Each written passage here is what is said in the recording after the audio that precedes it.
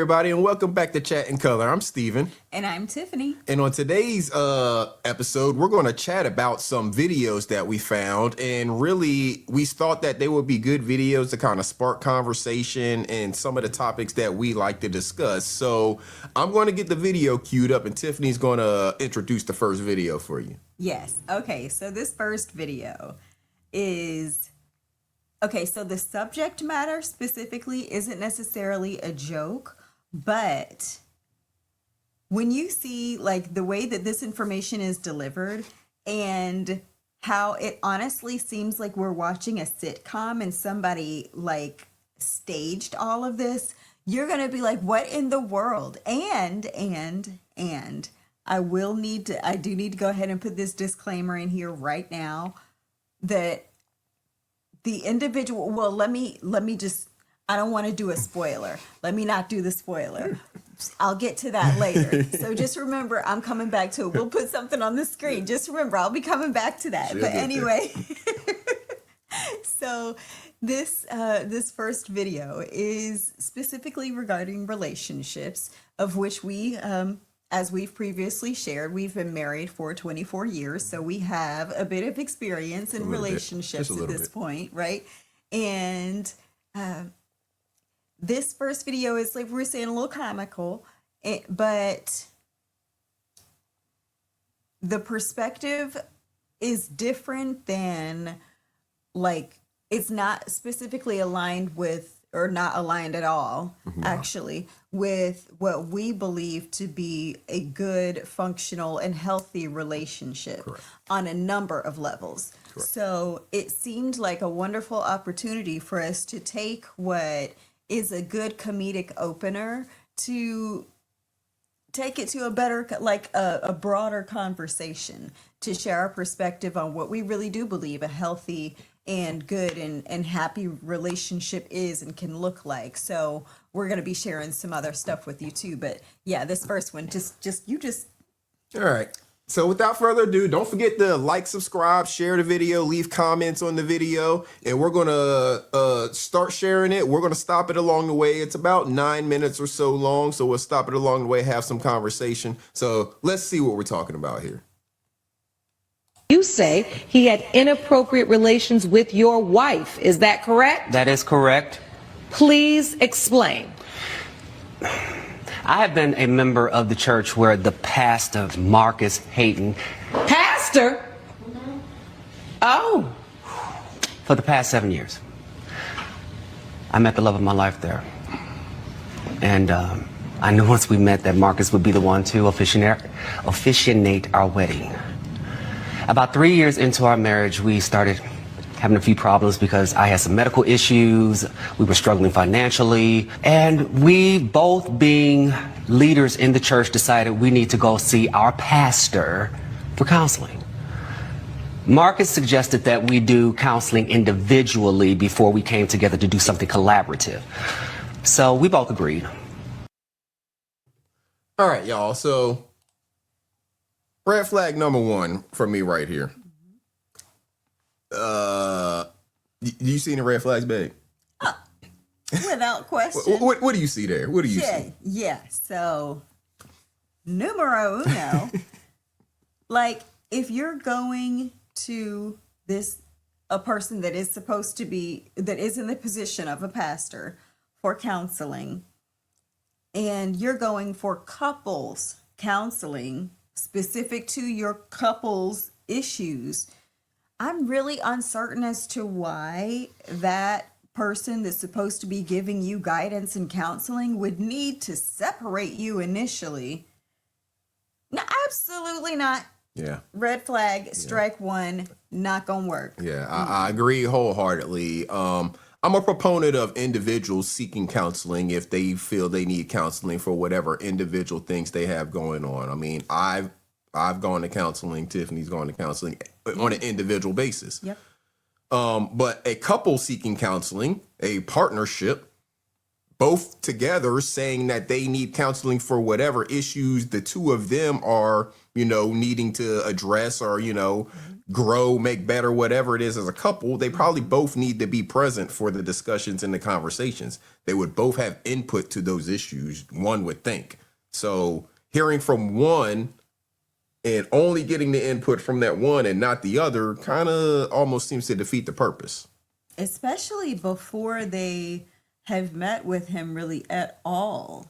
That's the thing. Like it's one thing if they had been working with him for like an extended period of time and then he felt like there were some things that maybe now if he, and again, this is a person I'm speaking from, if it were a true like licensed counselor, right, that is recognizing things in different individuals that may be able to approach healing or like betterment of their relationship together with addressing some of those things individually or encouraging them to address some separate things individually, maybe with another therapist or counselor. Right.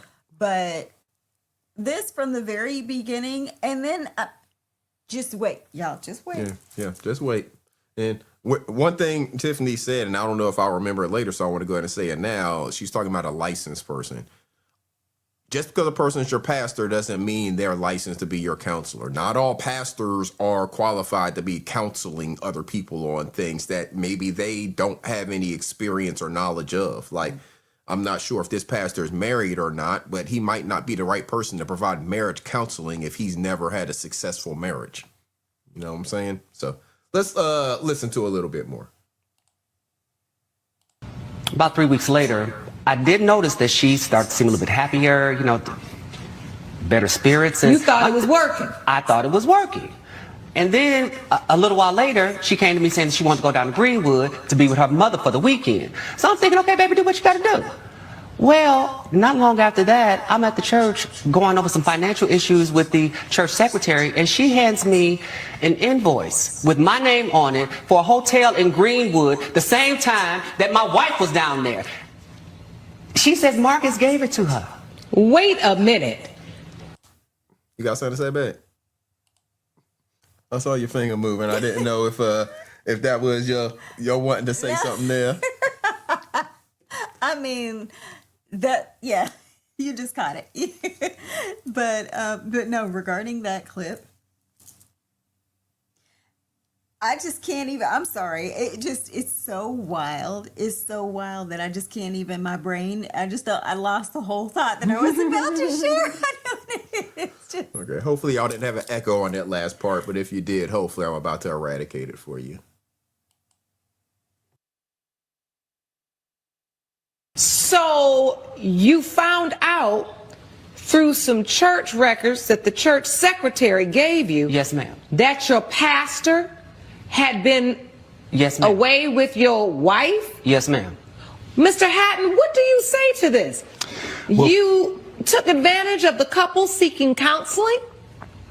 Well, first of all, Your Honor, I want to apologize for being in your court today. I've been a pastor for 25 years serving the community.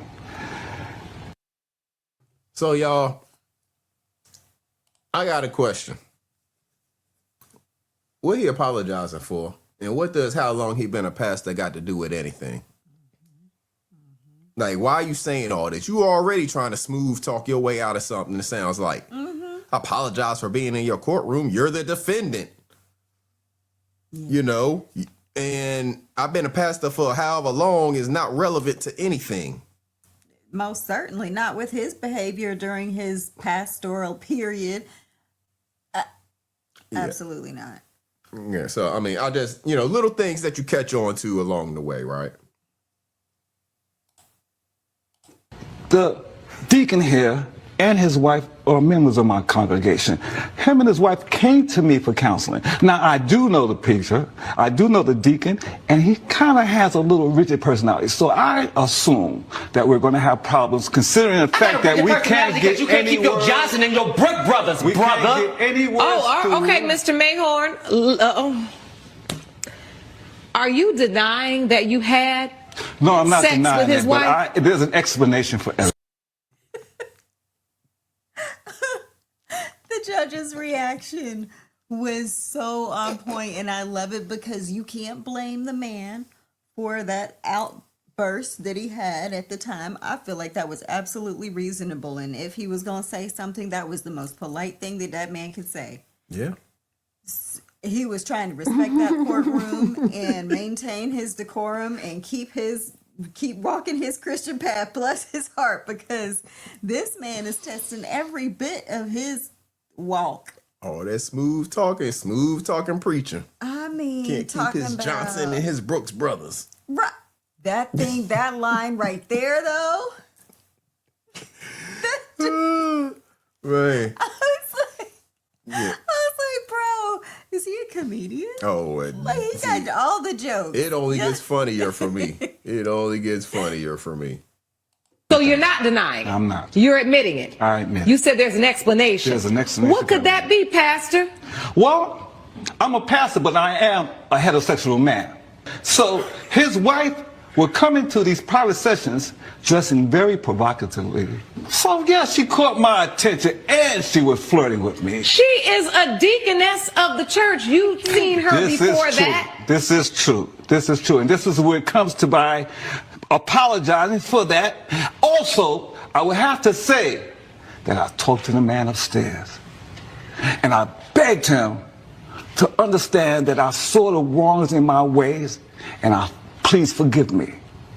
And knowing that I am a pastor and that he is a member of my congregation, I want to do right. So I'm here saying that I am agreeing with him in terms of that, but I'm not going. This is not him. It's his wife, Your Honor. It's that Jezebel is the reason I'm here. You narcissistic, gaslighting son of a biscuit eater. Stop it. Hold on. Son of a what? Huh? Listen, the thing is, I grew up saying that stuff. Talking about son of a biscuit eater. Wow. So I understood. When he said it, I was like, I feel you, sir. Wow. He is hot. He's church hot. Yep. He church folk hot. And reasonably so. I mean, yes, reasonably so. Absolutely. Honey. And had the nerve to He come up said, in there I talked to the about, man upstairs. This got to be a comedy show. So the man upstairs forgave you for sleeping with the deaconess wife, and now she's the Jezebel and all of this. Now he calling her the Jezebel. He would. But So what is he? man, What does that make him? the deacon called it exactly as it is. He's a narcissist. Son of a biscuit eater. Yes, in a position of power or in a position of authority that he's yeah. been taken advantage of for, I'm sure, at least 20 of the 25 years, if not 30 of the 25 years, which may have been what led him to go into the position in the first place. I was gonna say, you don't start off as a pastor typically. You normally work your way up to that. So if he been a pastor for 25 years, then let's listen some more. Mr. Mayhorn. Is that the way you talk to your pastor? You not Or my you pastor, talk to your no, friend that way? You're not my pastor. You're not a friend. Oh, you're a brother, not your pastor. Let's Because you get do some not order. to my congregation anymore. Let's get some order. Let's get some order. So, Pastor Hatton, Yes. you are agreeing and you are admitting that you had a sexual relationship with Mr. Mayhorn's wife. Yes, ma'am. He is suing you for alienation of affection. Whatever Why that should means. you- How can he sue me for something that I didn't do to him personally? Your Honor. He needs to sue him.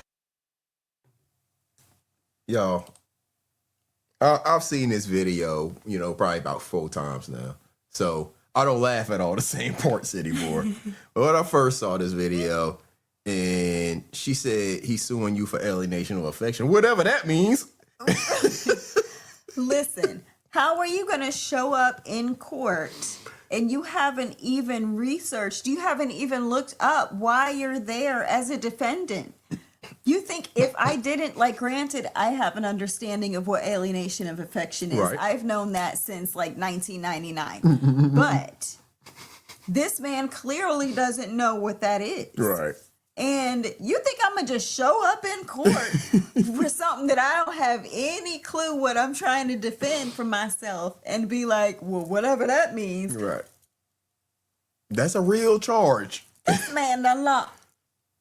Now, I don't know if he thought Faith was going to listen. I'm not going to play. I'm not even going to play. He want to put all the blame on the wife, feeling like he ain't done nothing directly to the man. Had the nerve to call this woman a Jezebel after he was the one to suggest that they need to meet separately.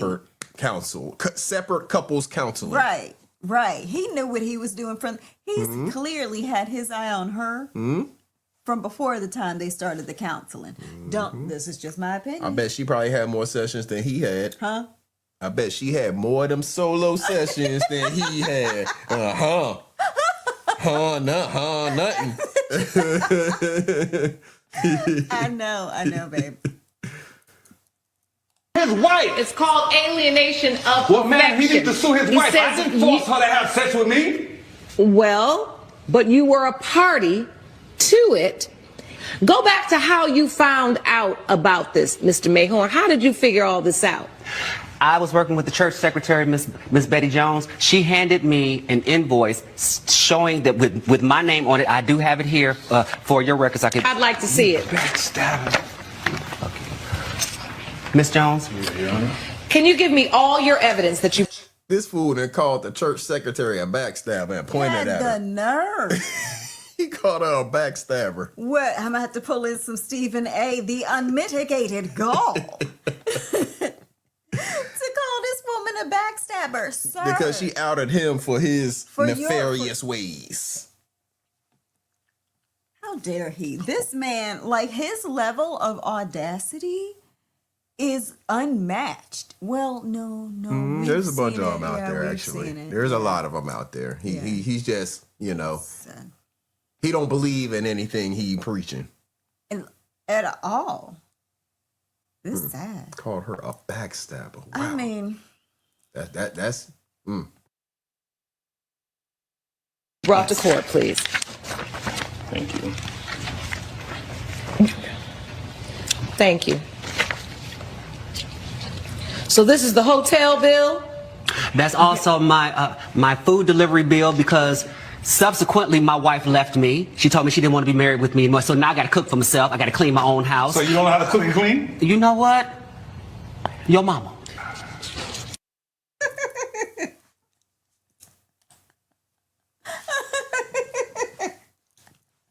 that one still gets me every time. yo. You know what? Long pause. Your mama. He couldn't think I of am what he wanted to say. entertained.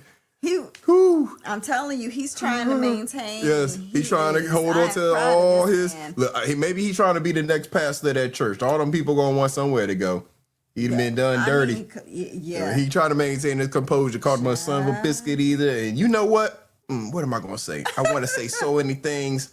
Yo, mama. Yeah. Whew. I'm telling y'all, I thought this was a comedy show.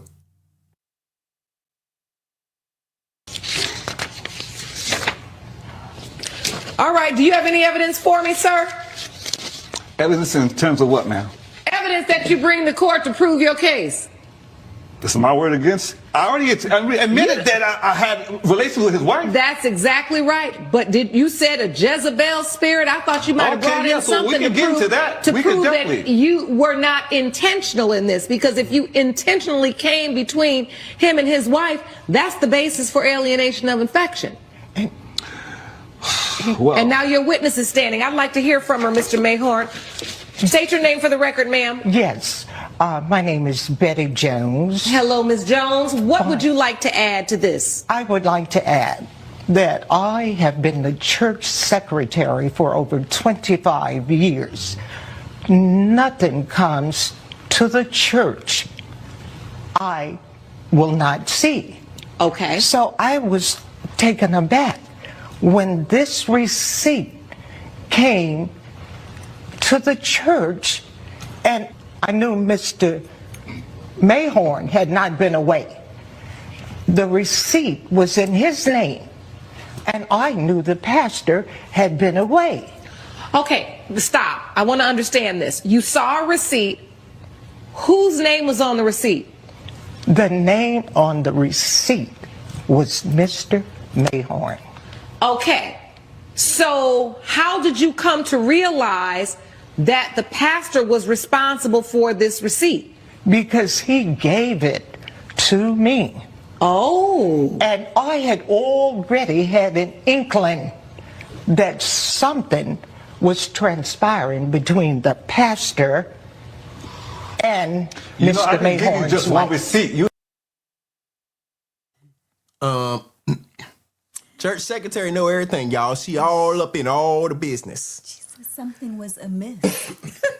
I already had an inkling something was going on between the pastor and Mr. Mayhorn's wife. The church secretary know all this. Yep. Why she know all this? Because she's the church secretary. And she know everything. And they everything. Pearl from 227 sitting in that window in everybody's business. Everything.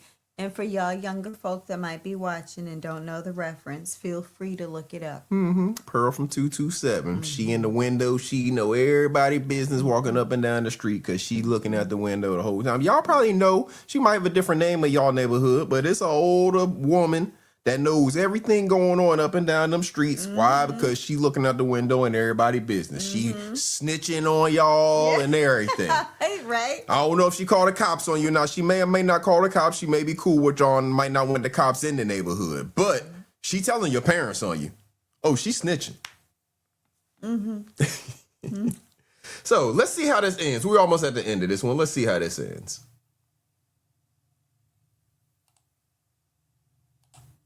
you are the church secretary, so you are in charge of all of these things. And if you had any problem with anything that I did, you could have came to me. We wouldn't have been here today. Pastor Hatton, Yes, ma'am. you're not giving no sermon in here, and you're definitely not yelling at no women.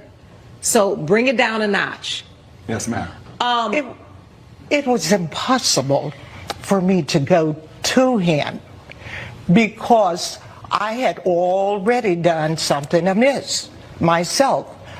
I had been in a relationship with the pastor. Oh, so this is jealousy. And he promised to me that I was the only person. But when I found out I wasn't the only person, I was highly perturbed. Well, listen, Ben, if you're going to try to Pastor sleeping with the entire congregation, y'all. Look, so on his little funky oats. And then trying to talk about some jealous. Oh, so it's jealousy. Brother, you had the nerve. He thought that was going to get him off. That if she was jealous and that was her reason for saying this stuff, that meant that it was invalid. Right. Sir, it's all still true. You haven't denied anything. He's that admitted been to said. it all, actually. Exactly. So, sir, what you got? Talking about some jealousy. Man, nobody would be jealous of that. Well, I don't know why she would be. Well, I see that she was perturbed, as she said. She did mention that because he lied. I think that was her. She said she was the only one. Yep, that's what he said. And He now lied. he bringing her receipts of him going around town with another woman. I mean, how foolish. Like, this man, you know what? And that is what lets you know he genuinely has that much audacity. He really thinks that he is that far above her. Oh, see, he really is a narcissist. Okay, so that fits. Yeah, it fits. In this situation, it absolutely fits. Yeah.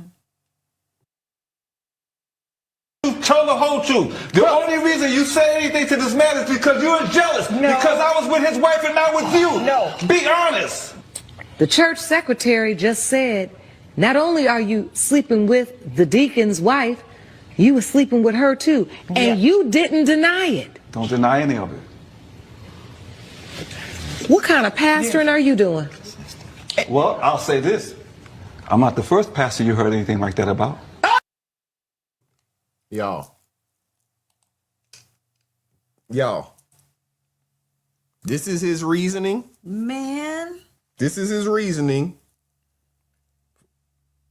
I ain't gonna call it excuse. He don't even try to make excuses. No, the fact that he could even fix his mouth, his face, his vocal cords, anything to say that. I'm not the first person you've heard this about, so because other people have done it, it makes it okay for you to do it. You don't think you should be responsible. What? But here's Like, a almost a bigger problem. he has a congregation of people fooled that he's in some way, shape, or form a righteous person, and they Right. should give their money, time, devotion, attention, leader, follow him. That's a bigger issue. And that is why it is so important to have your own relationship, because people confuse religion and church Yes. and going to church Yes. with relationship. Yes. And when you have a relationship that allows for discernment, there would be something in your spirit telling you there's something off with this man. There's something off here. Yep. Something isn't right. Because you see pretty much everybody there has some stuff going on. Right. There's a reason that they're all congregating together. Yep. And They're a there's a reason- congregation of Exactly. all of that mess. Right. Yep. Because they Right. follow that, and Yep. that that's what their leader is. That's what they are. Mercy. Yeah. All right. It's almost over, but let's let y'all see how this ends.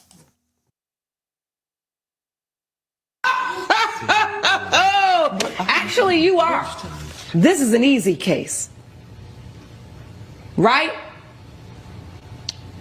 Easy in Because terms you've of, admitted that you slept with his wife. yes. And under the law, you intentionally do that when you know they're married. You even knew their marriage was going through a bit of a rocky time. They came to you for help, for counsel. And instead, I always say this, do not seek counsel under the covers. And that's exactly where you led Ms. Mayhorn. wasn't And it is for intentional. that, It is for that reason, I'm done hearing from you. It is for that reason, it has been determined by this court that we are ruling in favor of the plaintiff for $10,000. Pay it. And if I were you, I would step down as pastor. I don't think this is a role you take seriously or you value, and God don't like ugly. Court is adjourned. So there you have it, y'all. That's how that one ended. You see, he lost his case. It was pretty obvious to all of us. That was kind of how that was going to go. I mean, he admitted to everything. Do not seek counsel under the covers. That she dropped some knowledge right there. Absolutely. And that is something that I can't, that is a great statement and a great, something great to apply. Yep. Because especially if you're in a place where you feel like you need counsel, one of the worst places for you to go with anyone that you believe is giving you counseling is under some covers. Right. Because you think that's not going to impede or change or disrupt whatever advice or counsel may be given, no matter how much you think or the other person may think that you have an ability to compartmentalize or separate the things. It's impossible. You're human. So It's impossible for some type of feeling, especially, all right, and I'm not talking about situations of violence, let's say, but I'm talking about a situation of two people who actually know each other, who have some form of relationship, be it a friendship, whatever it is up to that point. It is almost impossible for you to not have some kind of additional feeling with that person once you have engaged in, intercourse. It's going to change things. It's just it's impossible. It just Again, does. right? It just does. If you plan to continue to maintain a relationship with this person, it's going to change something about that relationship once you've crossed that boundary. Let's say and it doesn't mean it's impossible to have healthy relationships Right. with people after that. Absolutely. As we know, people co-parent very well. Absolutely. And we've seen great examples of that. We've seen great examples of people that were married once and then something didn't work out and then they're best of friends today. Yep. That great for them. I Right. think that's a wonderful mark of maturity. Absolutely. Certainly emotional maturity. And I don't know, but I think that takes a lot of Takes a lot of growth. it does. It takes a lot of growth and healing and a lot of knowing of yourself, and if you are in a relationship, being in a relationship where you can have open communication, Yes. really good dialogue, the difficult conversations, so that if or when something does come up that feels potentially a little odd, you all can address it together. Right. Instead of you feeling like you need to go outside to someone else or try to figure something out yourself. When you Absolutely. have a partner here, like this is my person now. Yes. You're my person. So Yeah. if I'm having issues, then you're my guy. Right. Like, Absolutely. Same. I mean, it's mutual. It's a mutual thing. She's my sounding board. She's my everything. But when we're talking about communication, she's definitely the person that I go to, the person I bounce things off of, ideas, advice, all of those things. It's gonna come through her first. She's gonna know about it, and her input is gonna be valued as, it holds a special place, a special level or importance of value when it comes to my decision making.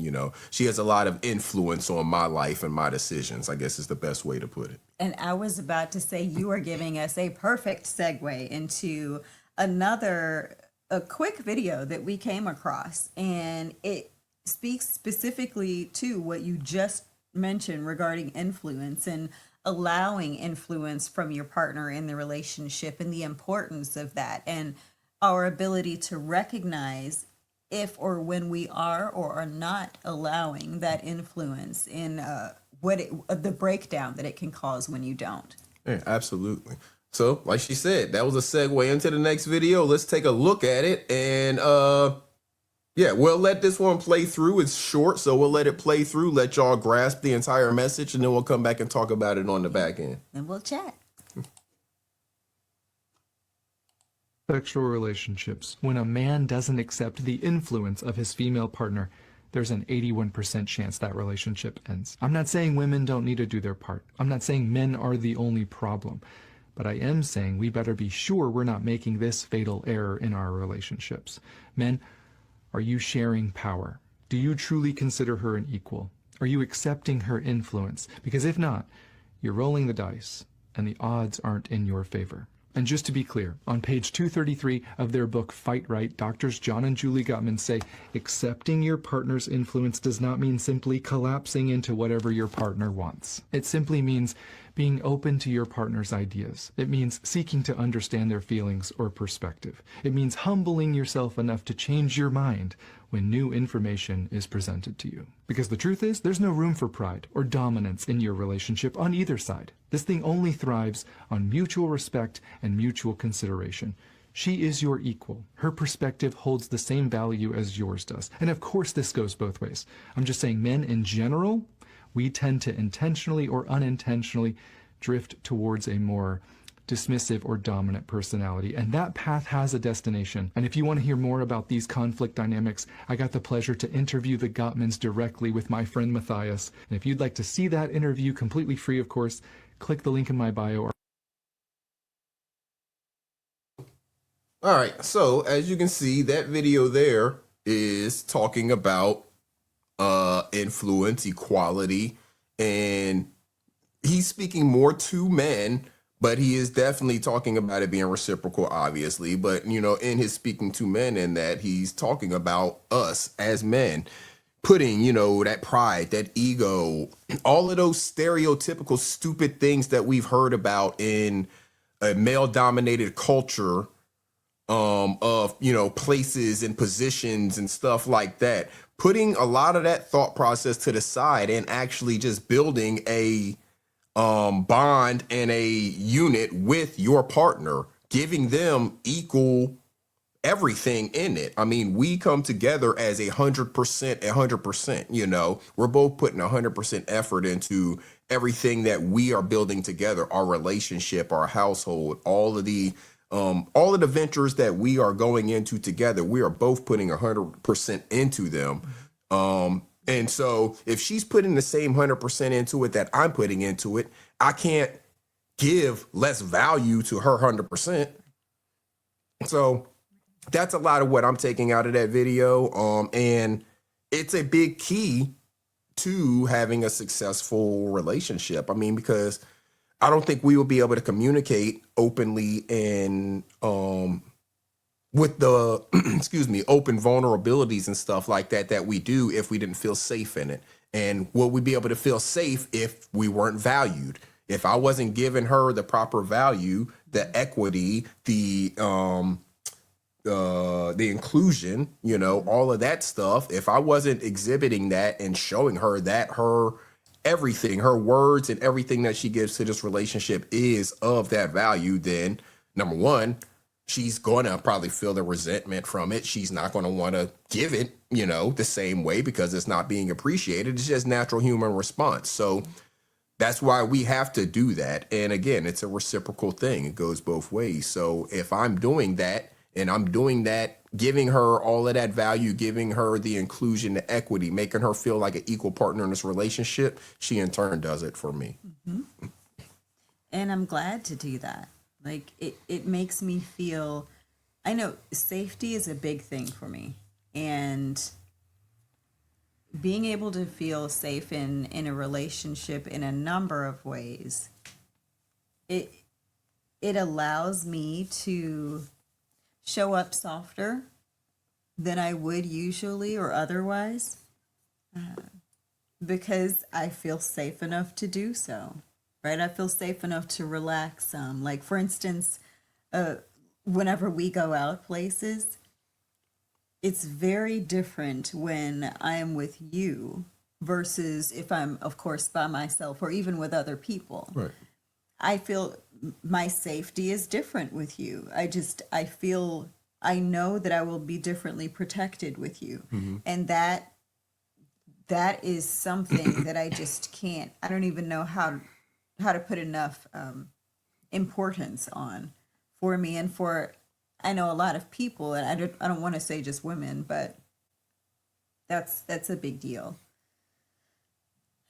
Yeah. And I mean, us as men, especially men in relationships with a person, you know, and especially a man in a heterosexual relationship, that's the only place I can speak from. You know, no, everybody's relationship is what it is. You love who you love. I don't care about that. But I can only speak from my experiences. So a lot of that we have to understand is providing what it is that are the things that are most important for her. So, you know, I know that safety is a thing that is important for her. I know that, you know, prior to her becoming my wife, her father provided a lot of safety for her. She felt safe in environments. You know, she didn't have to worry about certain things. Mm-hmm. So I knew taking her out of that environment, those are things that I would need to take over in providing. And if I wanted her to stay the same person that she is, you know, that I am kind of taking from that environment. Mm-hmm. I don't want her to come out of that environment and turn into a totally different person. You know, yeah, she's going to be different over time, you know, as we grow together, as we build our own home that doesn't have, say, maybe the influence of her mother on it because her mother's not living in the house, those types of things. But at the same time, I still want her to stay the same spirit and soul, and because that's the person that I met, fell in love with, and, you know, married.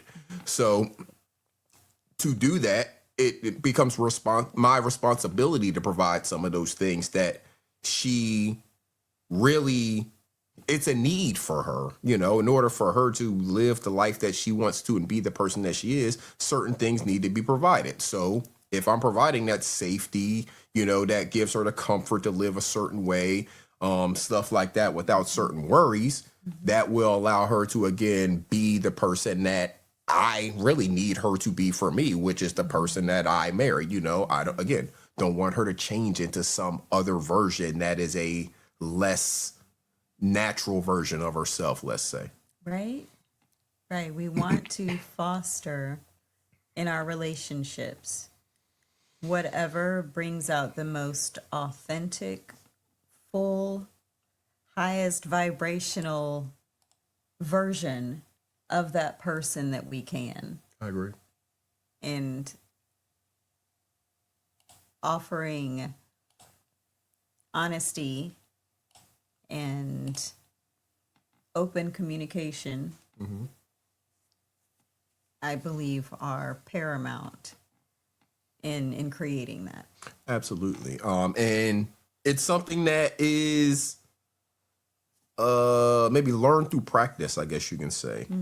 I mean, really. I mean, being honest, it's just, it is what it is. Either you're going to tell the truth or you're not in a situation. That's just a decision that you make at that time, right? So being honest with your chosen partner, your spouse or whatever, that's just something that you have to choose to do.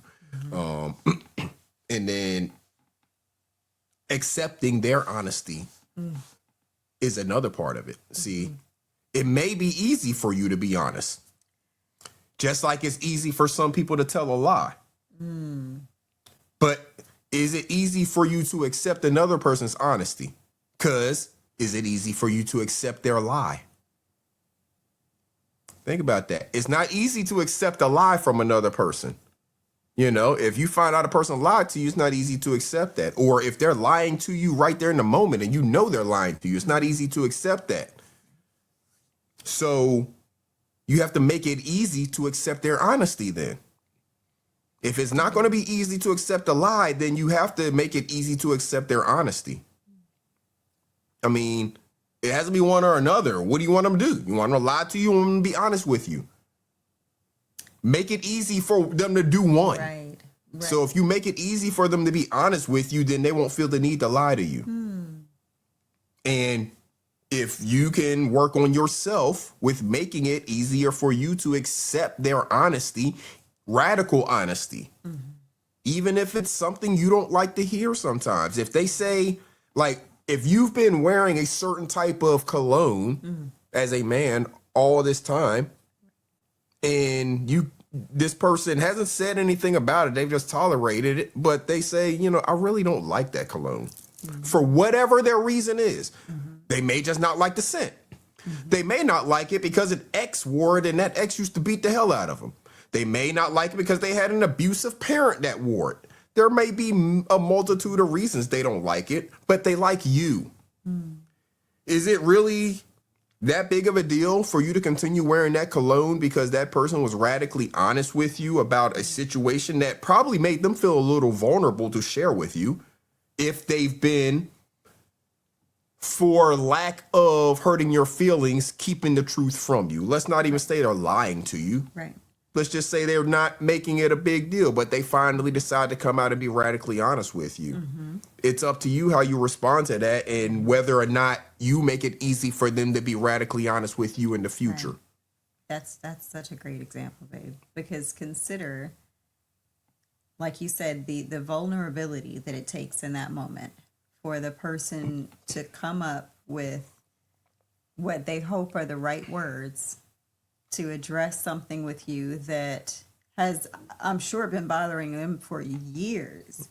But they have sacrificed and settled to live their people-pleasing perspective that they had been in. And once they make a change to finally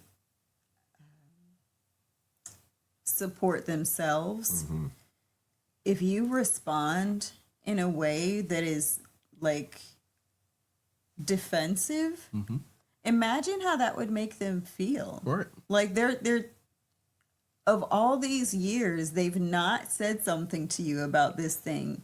They finally have this strength or the confidence, whatever they needed, to be able to bring that to your attention.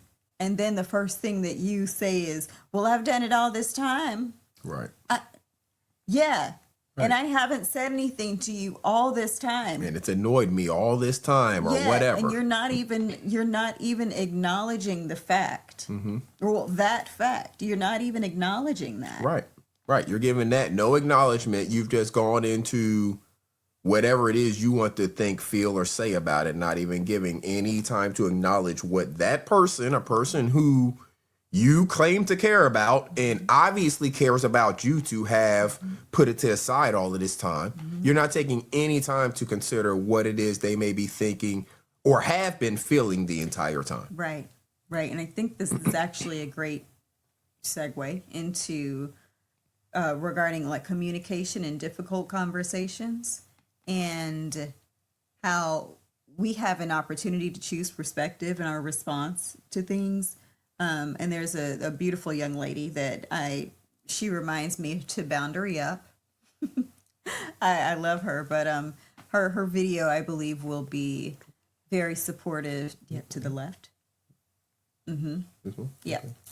And because she's talking about communication, as we were just talking about here, and we were talking about difficult conversations. So I feel like this will be a good one to watch, and then we'll chat. Absolutely. All right, let's take a look. You know what's exhausting? All the explaining and justifying you have to do just to get the bare minimum in an unbalanced relationship of any kind. If that's where you are, it may be time to ask a few questions. Here are a few. Why do you think your needs should come before mine, even at my expense? Why do you believe your needs should take priority over my well-being? What makes you feel entitled to my sacrifice when it causes me harm?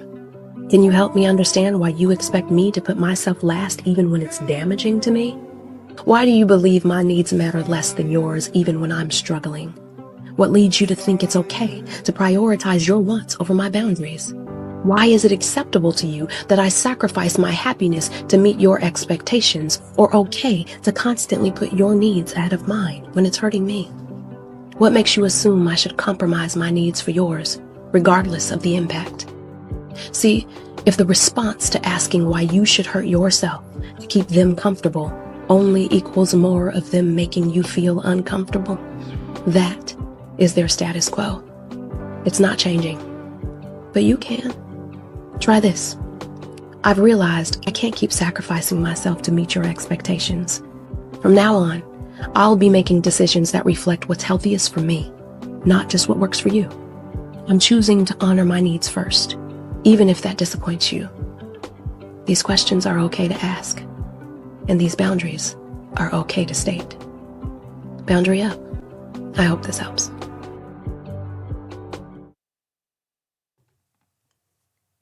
Boundary up, right? Yep. Set your boundaries, and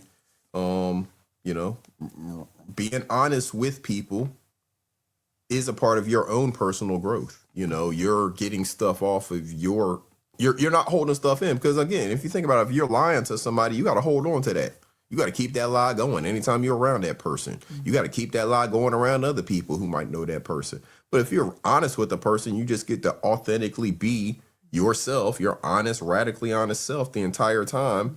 And people know where your boundaries are, all of that stuff. It's nothing they can actually have a question about, because you're being radically honest all the time. You're putting it all right there on the table for them.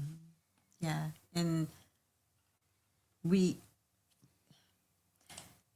it's important for us to be in relationships with people that are willing to have the difficult conversations.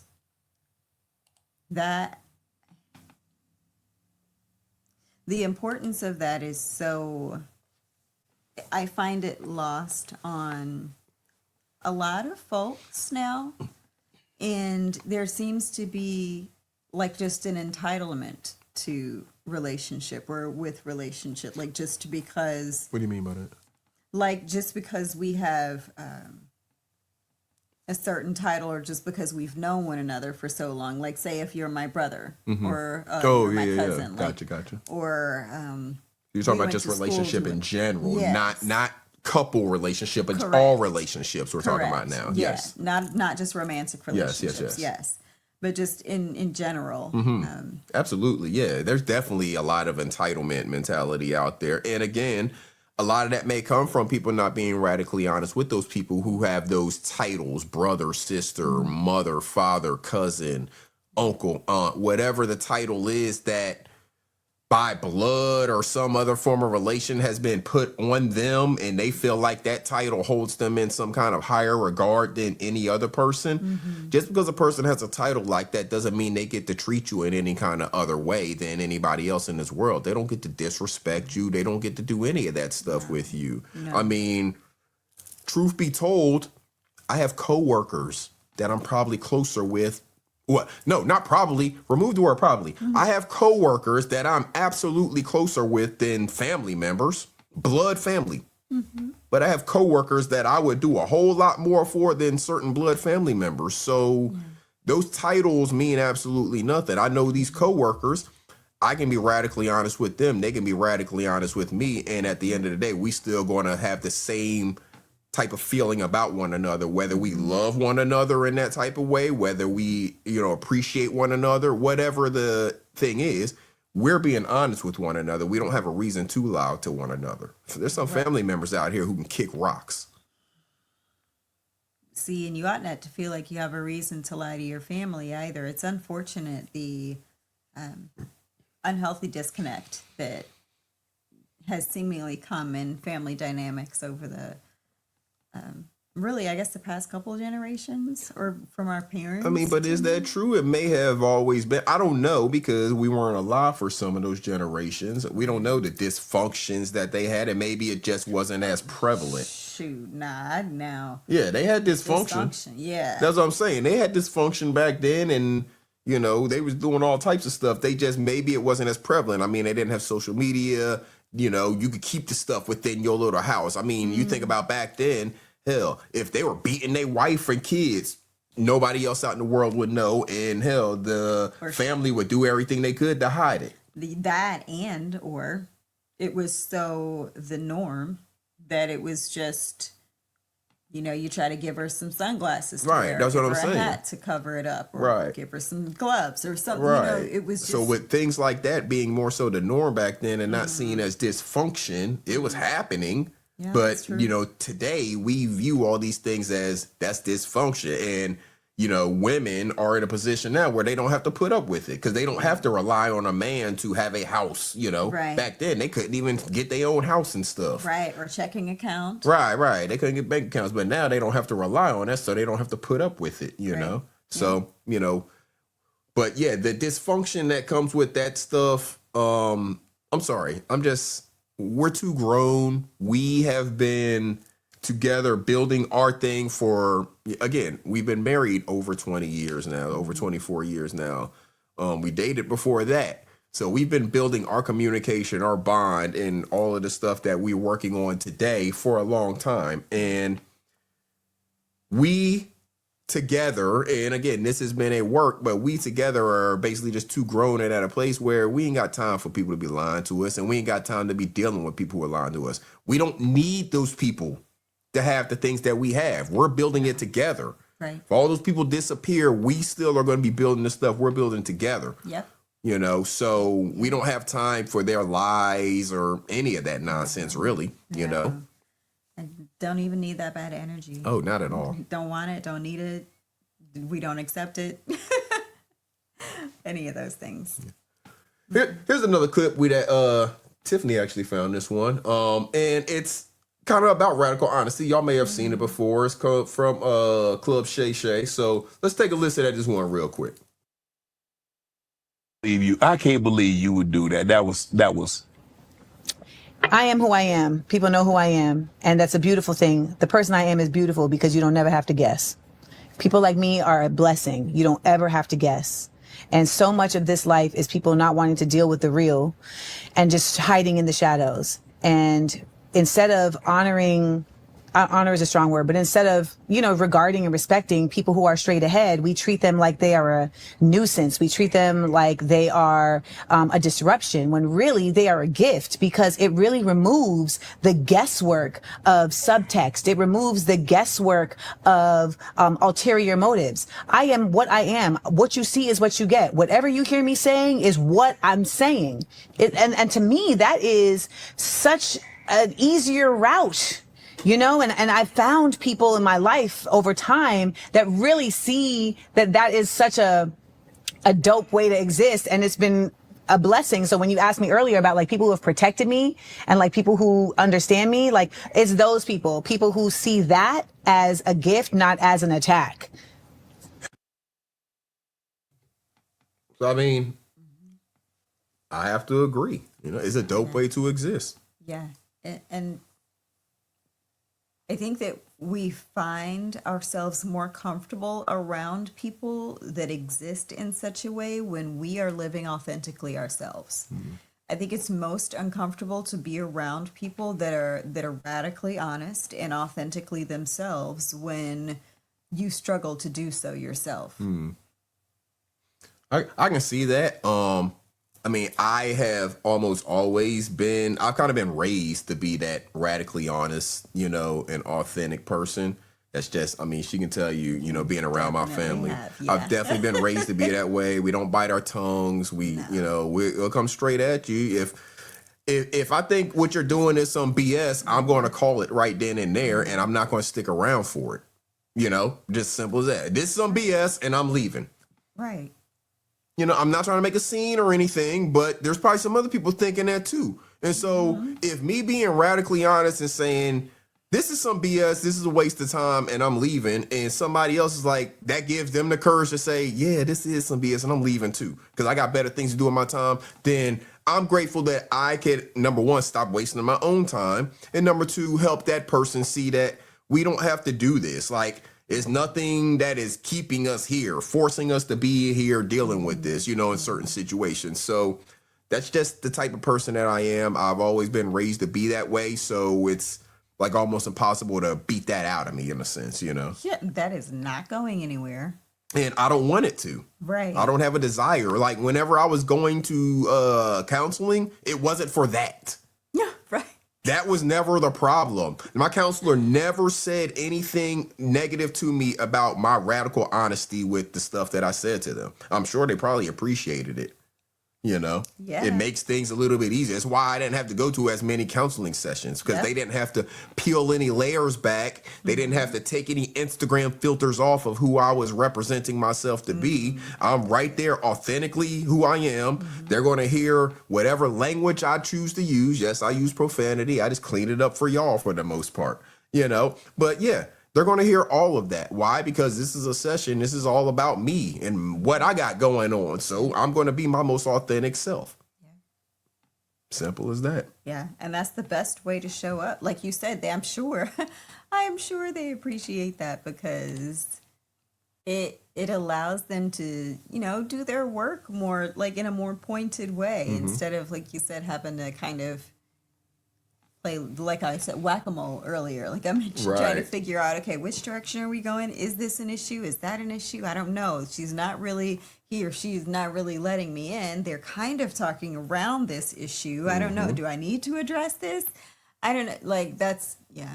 And see, the other thing that opens up is if I am being unfiltered and direct with my counselor, that also makes them feel like they can be more direct with me.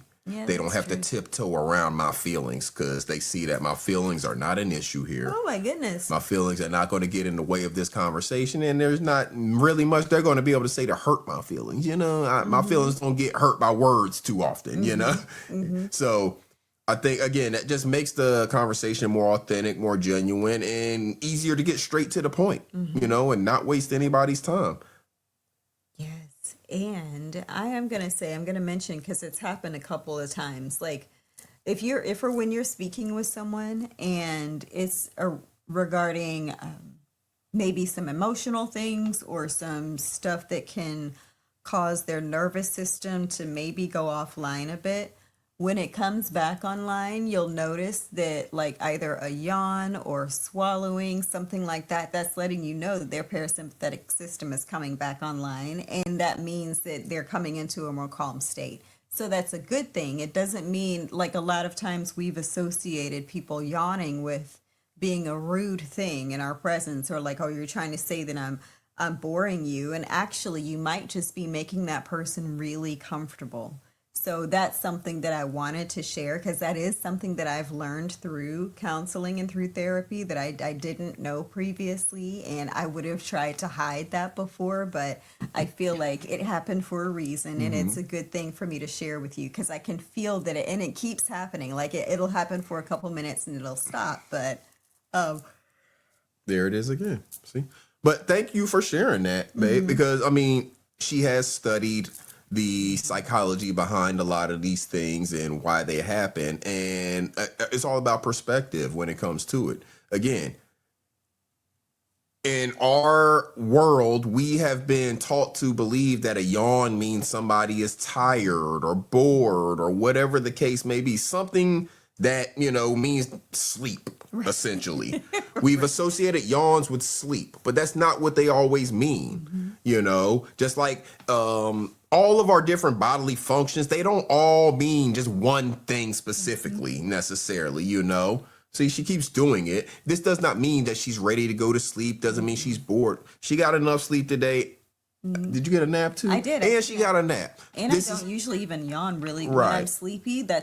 I'm sure you can attest to that's not something that I really do when I'm sleepy. I fall asleep. Right. Yeah. So this is not a sleep thing. This is literally the nervous system and it doing what it does, you know. But it, again, like she said, that's a state of comfort.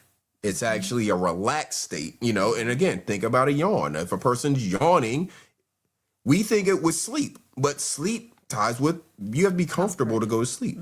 You have to get relaxed, you know. So that's your body being in a comfortable state. It doesn't necessarily mean that they are bored with the conversation, situation, or whatever it is. So again, perspective. Think about your perspective whenever it comes to how you're engaging with the person in conversation. If you're going into it and going to be defensive, then you're going to get what you're going to get out of it because you're going to be receiving everything from that defensive posture, receiving everything as if they're attacking you when really they might be just trying to have an honest conversation with you. You know, yeah, your perspective, it can go a long way. It can change everything. It can be what makes or breaks your relationship. Because if you choose to focus more on maintaining your own perspective, then, as he mentioned in the video earlier, like considering or being willing to honor the other person's perspective, or at least what it is that they're sharing with you, I could see why it's 81%, you know, where an influencer, the lack of, would be an issue, because that's a big problem. Right. I mean, it's going to be a deal breaker for people if you're not seeing their perspective in situations. Like ever. Right. I mean, simple as that. If you never see their perspective, then it's going to be a deal breaker eventually, because again, like we said, this is not the early 1900s. Women don't need a man to do anything in this world, get a bank account, get a house like they used to. So they don't have a reason to put up with that nonsense if you're not willing to see their perspective, which has an equal and very valuable input into, you know, the different situations. You want to do one more video or you want to get out of here? What do you want to do? We can, well, since we're talking about the perspective one, we can do that with little quick, to the right. Yeah, this? Yep. Okay. Yep. All right, so we'll do one more with y'all and then we'll get on out of here. Don't want to make it too long. We got plenty more. So we'll definitely come back and do this again. We can talk about relationship. I mean, we have 24 years of experience and counting, so we can talk about this forever. Yes. All right, so let's check out this one. This is going to be talking about some perspective and personal growth and stuff like that. So we'll talk a little bit more about it on the backside.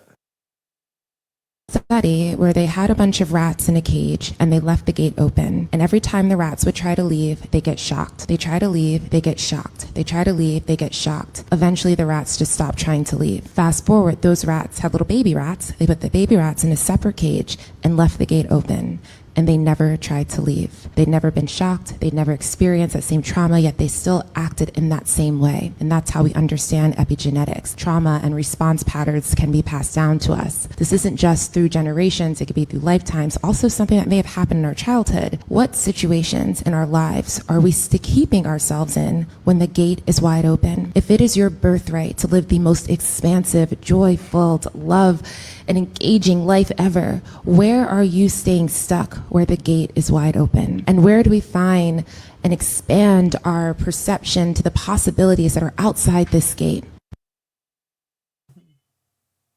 So, I mean, very, very direct. I mean, the concept's profound and simple at the same point. I mean, I think most of us who have, been through high school even have heard of the different types of experiments where you put an animal in a situation, you do something to it, you do something to it, you do something to it. Eventually, you don't have to continue doing that thing to it, and the animal is still going to act as if you were doing it to it, keeping it caged in this situation.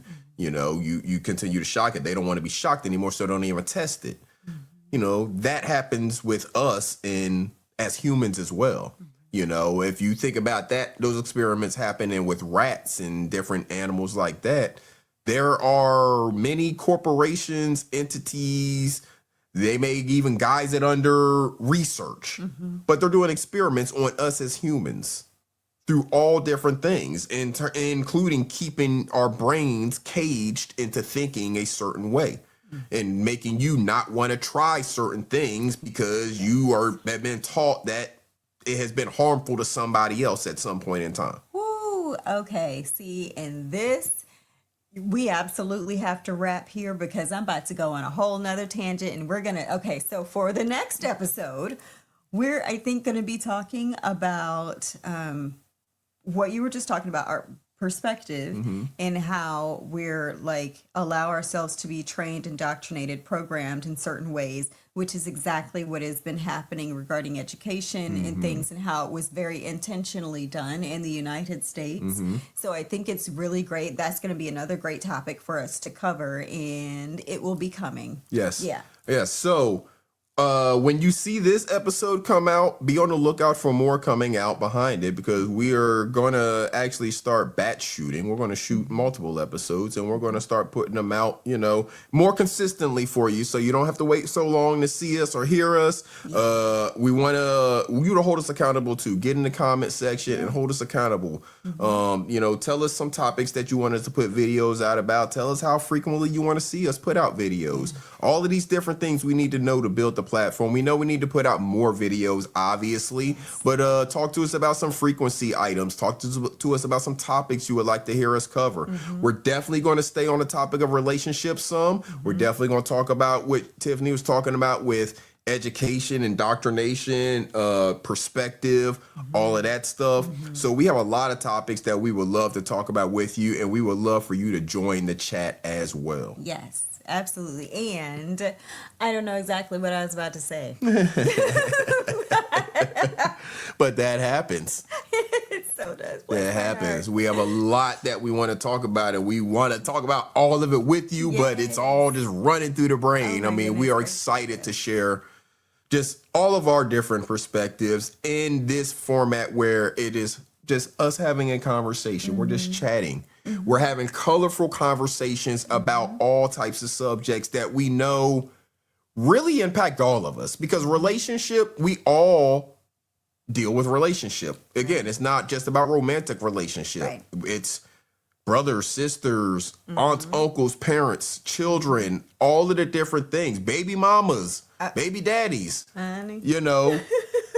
exes that you have to stay in contact with for whatever reason, colleagues. classmates, all coworkers. Yeah.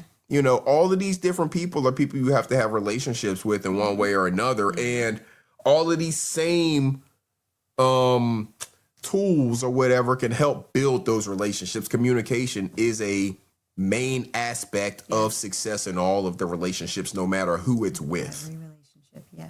So we gonna wrap, babe? Yes. All right, we're gonna wrap on this one, y'all. Thank y'all so much for joining us. Make sure y'all hit that like button. Make sure you subscribe to the channel. Share it. Share the video with somebody. Have them hit that subscribe button so they can see our future videos. We're working on building our subscriber count. Once we get it up to a certain amount, maybe we'll start doing some live streams, and then we can have a live chat where y'all can ask us questions during the live stream, and we can interact with y'all live. So again, hit that like button, hit that subscribe button, share the video, leave a comment after the video. Let us know what y'all want to hear us talk about, how frequently y'all want to see us go live, all that good stuff.